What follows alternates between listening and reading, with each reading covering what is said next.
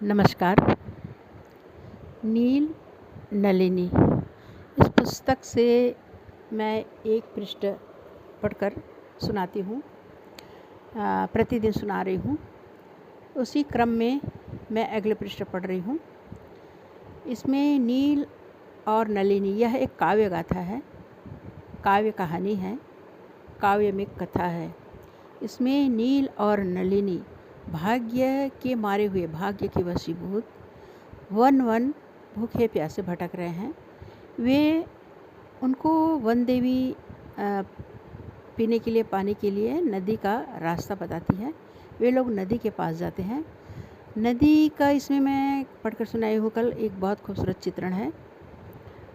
वो लोग मोहित हो जाते हैं नदी के पास जाकर, नदी की सुंदरता, नदी के आसपास की सुंदरता देखकर।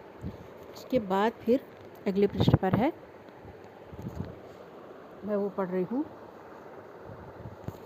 नदी के पास पहुँचने के बाद वे लोग रोम रोम तन हर्षाया, जल निधि लख मन बौराया। निकट नदी के जा पहुँचे, नीर देख हिय भर आया। दोनों ने अंजुरी भर भर, तृप्त हुए जल पी पी कर। करने विश्राम जा बैठे, छाया तल में फिर तरुवर। खिल उठा देह का उपवन, मिला प्राण को नवजीवन। करते वे नील नलिनी, कर बद्ध ईश का वंदन।